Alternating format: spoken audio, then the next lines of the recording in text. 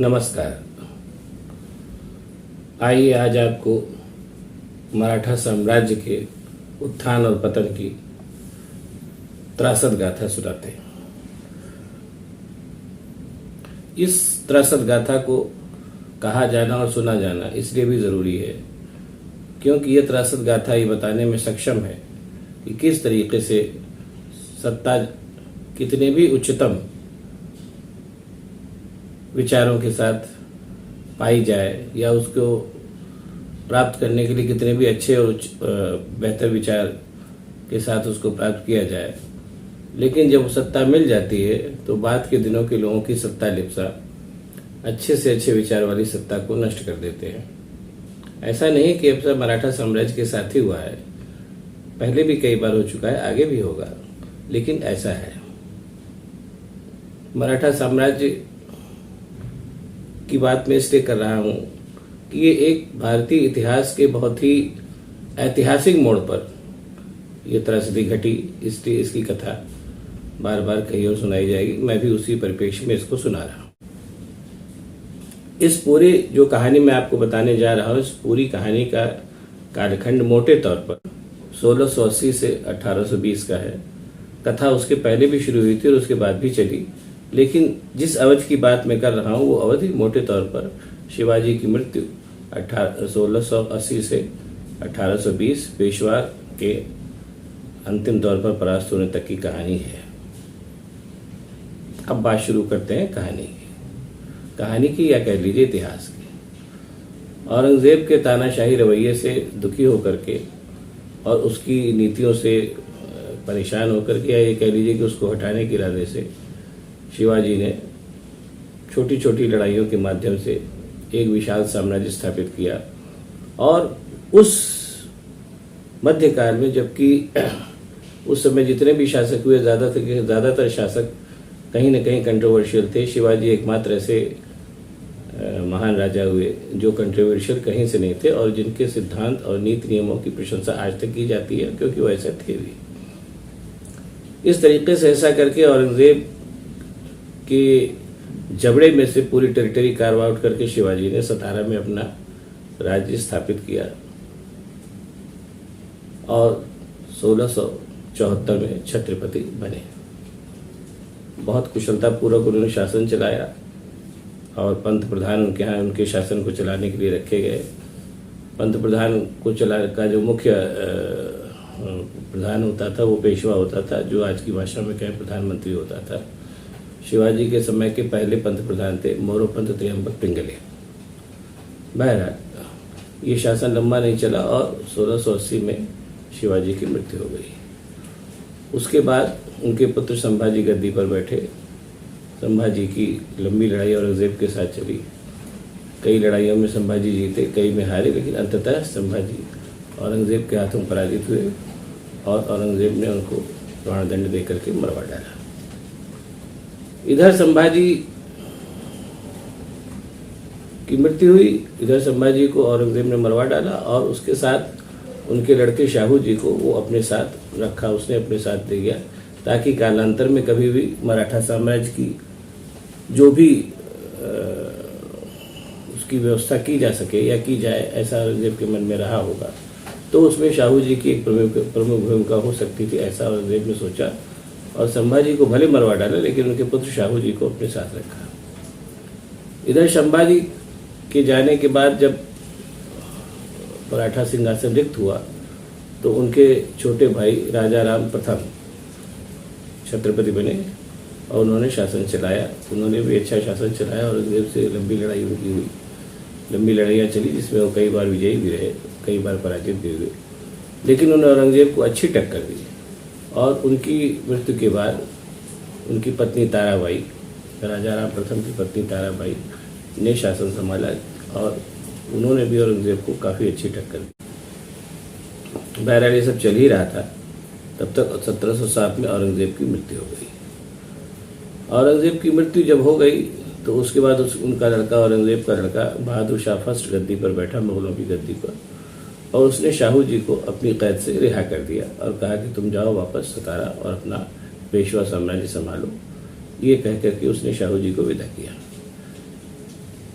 इधर इस पूरी अवधि में पूरे मराठा साम्राज्य का राज्य का जो संचालन ताराबाई देख रही थी, जो एक वीर और विदुषी महिला थी, आक्रामक और लड़ाकू महिला भी थी, और उन्होंने मुगल साम्राज्य को बड़ी चुनौती दी थी। तो एक तरीके से जो मराठा साम्राज्य था उस पर उनका अधिकार था, और वो अपने पुत्र जो अल्पवयस्क था उसकी संरक्षिका बन के शासन चला रही। अब कैद से रिहा होने के बाद शाहू जी भी पहुंचे सतारा, तो जाहिर सी बात है कि ताराबाई में और शाहू जी में सत्ता के लिए संघर्ष छिड़ा, जिसमें शाहू जी विजयी हुए और ताराबाई को कोल्हापुर का राज्य दे करके उनको वहां पर स्थापित कर दिया गया, और मराठा साम्राज्य के अधिपति शाहू जी हुए। शाहू जी ने फिर से मराठा साम्राज्य का संचालन शुरू किया, उसको सफलता तक पहुंचाना शुरू किया, और उन्होंने पहला अपना शाहू जी ने जो अपना पहला पेशवा बनाया, पेशवा परंपरा चली आ रही थी, वो पेशवा उन्होंने बनाया बालाजी विश्वनाथ को। बालाजी विश्वनाथ ने काफ़ी कुछ मदद की शाहू जी को अपने पैर जमाने में, और उनकी मृत्यु के बाद उनके पुत्र बाजीराव पेशवा बने, जिनकी कहानी सभी जानते हैं। बहुत पराक्रमी पेशवा थे, और कई लड़ाइयाँ उन्होंने लड़ी, सब में जीते वो। अंत में आखिरकार उनकी मृत्यु हुई, और उसके बाद गद्दी पर आए उनके लड़के बालाजी बाजीराव। इधर जो छत्रपति का घराना था, उस घराने में भी आपसी अंतर विरोध चल रहे थे। बहरहाल उन सारे अंतर विरोधों से निपटने के बाद उस समय जो छत्रपति के वंश में जो एक राजकुमार थे, राजाराम सेकंड को शाहू ने गोद ले लिया, क्योंकि शाहू जी के अपना कोई पुत्र नहीं था, और एक तरीके से उन्होंने कहा कि मेरे बाद ये छत्रपति होगा। लेकिन धीरे धीरे चूंकि लड़ाइयों में पेशवाही जीत रहा था, और पेशवाही सारी चीज़ों को मैनेज कर रहे थे, तो पेशवा का दबदबा लगातार मराठा साम्राज्य में बढ़ता जा रहा था। और एक चीज़ इधर शाहू जी ने और की थी कि उन्होंने मराठा जो क्षत्रप थे, जिसमें होलकर थे, सिंधिया थे, भोंसले थे, गायकवाड़ थे, इनका सबका एक लूज सा फेडरेशन बना दिया था। सब अपने अपने राज्यों में प्रभावी थे, सिंधिया ये सब सारे लोग। इतना सब शाहू जी ने कर दिया था, और राजाराम को अपना उत्तराधिकारी भी घोषित कर दिया था। इतना सब होने के बाद शाहू जी नहीं रहे, और राजाराम छत्रपति बने। जब राजाराम छत्रपति बन गए, तो उसके बाद से फिर महल की इंट्रिग शुरू हो गई, और छत्रपति और उनके परिवार के लोगों ने खास तौर से ये हुआ कि अब जो नए पेशवा हैं बालाजी बाजीराव, उनको कब्जे में लिया जाए। तो इन सब रोज की किचकिच से तंग आकर के, और ये भी देख करके कि छत्रपति के परिवार की आंतरिक कलह लगातार पेशवागरी से दर्द हो रही है, एक संगोली की संधि हो गई 1750 में, जिसमें ये तय पाया गया कि अब राजाराम द्वितीय बतौर छत्रपति सतारा में रहेंगे, और वो एक तरीके से शोभा की वस्तु रहेंगे, जबकि असली सत्ता पेशवा के हाथ में रहेगी, और पेशवा उसको चलाएंगे और मराठा साम्राज्य को आगे तक ले जाएंगे, जो छत्रप, गायकवाड़, सिंधिया और होलकर, ये सब इन लोगों की मदद से। ऐसा तय हुआ, और इस पे काम शुरू हो गया। बालाजी बाजीराव के राज्यकाल में दो इम्पोर्टेंट बातें हुई। पहली तो ये संगोली की संधि, जिसने बालाजी बाजीराव को निर्विवाद रूप से मराठा साम्राज्य में सबसे शक्तिशाली बना दिया, और दूसरा पानीपत की तीसरी लड़ाई, जिसमें पेशवा का पूरा परिवार के भी तमाम लोग मारे गए, और उस लड़ाई में मराठे बुरी तरीके से हारे। और उस लड़ाई के बहुत से कारण थे जिस मराठों की हार के, जिसमें से एक कारण पेशवा के परिवार के लोगों के अंतर्विरोध भी थे। वो जो लोग इतिहास पढ़ना चाहते हैं इसके बारे में डिटेल पढ़ सकते हैं, जान सकते हैं। बहरहाल वो लड़ाई हुई, उस लड़ाई में लोग मराठा बुरी तरीके से हारे, और बालाजी बाजीराव के लड़के विश्वासराव और भी तमाम उनके नाते रिश्तेदार सब उस लड़ाई में मारे गए। उस सांघातिक धक्के से पेशवा बालाजी बाजीराव की भी मृत्यु हो गई। इधर बालाजी बाजीराव की मृत्यु हुई, और उसके बाद चूंकि पेशवा का पद वंशानुगत हो गया था शाहू जी के ही जमाने से, तो उसके आधार पर बालाजी बाजीराव के पुत्र माधवराव पेशवा बने। माधवराव पेशवा को पेशवा में पेशवा परंपरा में सर्वाधिक योग्य पेशवा माना जाता है। हालांकि उनकी बहुत कम उम्र थी, 17 साल में पेशवा बने और 28 साल में उनकी मृत्यु हो गई। लेकिन मात्र 11 वर्षों की अवधि में ही उन्होंने पेशवा साम्राज्य को फिर से अपने गौरव के शिखर पर स्थापित किया, इसमें कोई शक नहीं।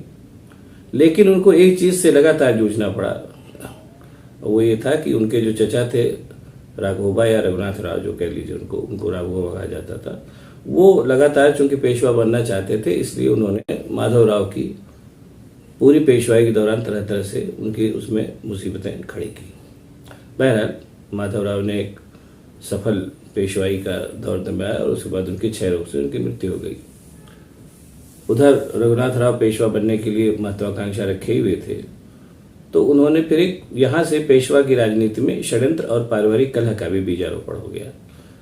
माधव राव के बाद चूंकि वो उनकी कोई संतान थी नहीं, इसलिए उनके छोटे भाई नारायण राव को पेशवा बनाने की बात हुई, जिन नारायण राव की हत्या रघुनाथ राव ने करवा दी, ऐसा इतिहास में लिखा हुआ है, सब जानते हैं। और उसके बाद फिर राघोबा ने अपने पेशवा बनने के लिए प्रयास करने शुरू किए, लेकिन इसी बीच नियति को कुछ और मौजूद था। तो नारायण राव जिनकी हत्या करा दी गई थी, उनकी पत्नी के पुत्र उत्पन्न हो गया। उस पुत्र को के साथ माधवराव द्वितीय के, उसका नाम माधवराव द्वितीय करके उसको सिंहासन, उसको पेशवाई सौंप दी गई। और उसके अभिभावक के तौर पर पेशवाओं का जो प्रभु वर्ग था, जो पेशवाओं के जो दरबार का जो प्रभु वर्ग था, जो पेशवा के अधीन काम करता था, उसमें एक महत्वाकांक्षी और थोड़ा सा कुटिल प्रवृत्ति के थे नाना फडणवीस। वो सामने आए और उन्होंने माधवराव द्वितीय के अभिभावक के तौर पर काम करना शुरू किया।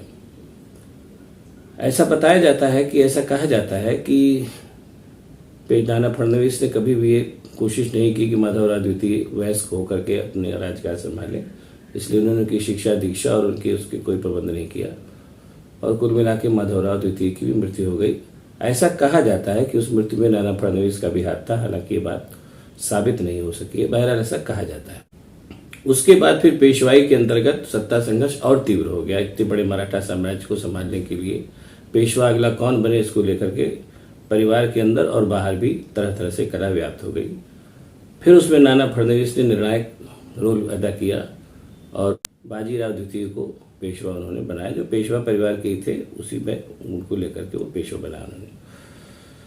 बाजीराव द्वितीय अस्थिर चित्त के व्यक्ति थे, बहरहाल वो पेशवा तो बन ही गए और उनके पेशवा बनने के बाद उनके अस्थिर चित्त की वजह से जो पेशवा कन्फेडरेसी थी, गायकवाड़, होलकर और ये सिंधिया, ये सब लोग जो थे, इनमें और पेशवा के बीच में भी झगड़े शुरू हो गए और इन झगड़ों से लाभ उठाने के क्रम में अंग्रेज भी इस पूरे मामले में कूदे।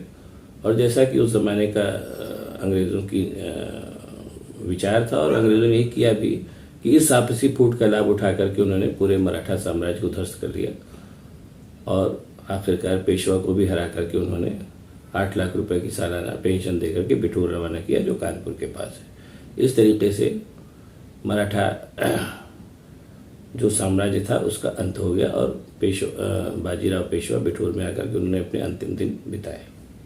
ये पूरी कहानी ये बताती है कि सत्ता कितने भी उच्चतर सिद्धांतों पर गढ़ी गई हो और पाई गई हो, लेकिन बाद के दिनों की सत्ता लिप्सा कई बार होता है, या कई बार तो मैं क्या कहूँगा अक्सर ऐसा देखा गया है कि अच्छे से अच्छे सिद्धांत के साथ स्थापित की गई सत्ता को सत्ता लिप्सा अंततः नष्ट कर देती है। ऐसा पहले भी हो चुका है और आगे भी होगा। ये दुखद और त्रासद तो है, लेकिन बहरहाल है ऐसा ही, इसके लिए क्या किया जा सकता है। अगर आपको पसंद आया हो वीडियो तो इसको लाइक करिए, शेयर करिए, ताकि आपको आगे भी ऐसे वीडियो सुनाए जाएं। नमस्कार।